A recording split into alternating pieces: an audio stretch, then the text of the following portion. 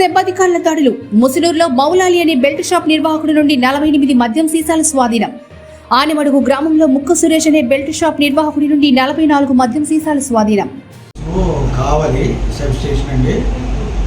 మన ఇటీవల జరిగినటువంటి ట్రాన్స్ఫర్లో భాగంగా వచ్చాం కావలి స్టేషన్కి.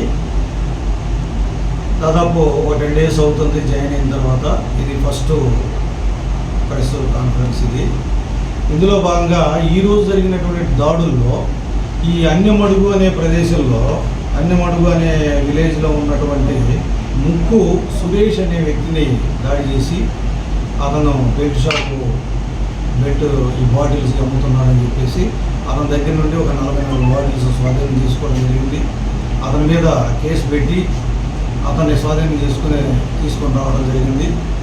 అలాగే ఈ 3 మండలాల పరిధిలో, నా స్టేషన్కి సంబంధించి ఉన్నటువంటి 3 మండలాల పరిధిలో, కావలి, జలదంకి, ఈ భోగల్ మండలాల పరిధిలో కూడా ఎలాంటి బెల్ట్ షాపులు ఉన్నా, సారా ఉన్నా, గంజాకి సంబంధించి ఉన్నా, లేదా ఇంకేదైనా మత్తు పదార్థాలకు సంబంధించిన సమాచారం తెలిసినా అటువంటిది ఎవరైనా కానీ స్టేషన్ SHO CI గారి నంబర్కి ఫోన్ చేసినట్లయితే వాళ్ళ వివరాలు గోప్యంగా ఉంచి వెంటనే దాడులు చేయడం జరుగుతుంది.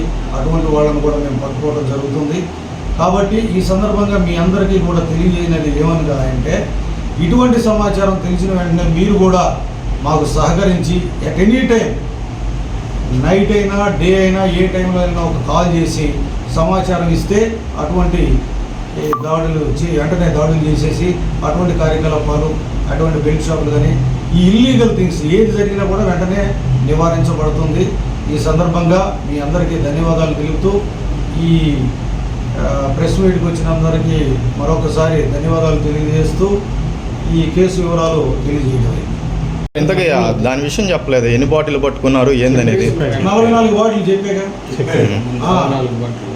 కేసు ఇది ఎఫ్ఐఆర్ కడుతున్నారు. ఎఫ్ఐఆర్ కట్టేస్తేనే మనకి ఓకే సార్. బాటిల్ అడగపోయేసరికి ఏమీ లేకుండా చేస్తున్నట్టు మాకు ఒక సమాచారం సార్. నేనే 2-3 సందర్భాల్లో చేశా. మీకు కాదు సార్, ఇక్కడ సబ్ మన CI గారికి చేశాను ఇంతకుముందు. ఎందుకంటే చేసిన తర్వాత మళ్ళీ 1 గంట ఆగినాక ఆడ స్వాదాలు చేసి ఆడ ఏమి ఉండట్లా ఉండదు. ఏదున్నా కానీ సమాచారం వచ్చిన వెంటనే ఇమ్మీడియట్గా వెళ్ళి రైడ్ చేస్తాం, వాళ్ళు ఇమ్మీడియట్గా పట్టుకొని కర్వ్ చేస్తాం. ఏదైనా కానీ అందులో నో కాంప్రమైజ్ అండి. ఇప్పుడు వరకు చేసిన డ్యూటీలు ఒక ఎత్తు, ఎలక్షన్ టైం అండి ఇది. ఎలక్షన్ టైంలో అటువంటి చిన్న పొరపాట్లు కూడా ఉండవు. మీకు ఆ అవకాశం కూడా ఎవరు ఇవ్వరు, ఇంక్లూడింగ్ ఎవరికైనా వాడి జీవన ఆధారం కోసం వచ్చి పనిచేస్తున్నోళ్ళేగా. ఇప్పుడు మాకు ఈ ప్రదేశం అంతా కొత్త, ఇప్పుడు మీ మీద డిపెండ్ అవుతాం మేము. ఏ ప్రదేశం ఇన్ఫర్మేషన్ కావాలన్నా కూడా ఏమంటే చెప్పండి, ఇదేంది అని ముందుకెళ్ళాలి. లేకపోతే సింగిల్ వీల్ కెనాట్ మూవ్ కదా.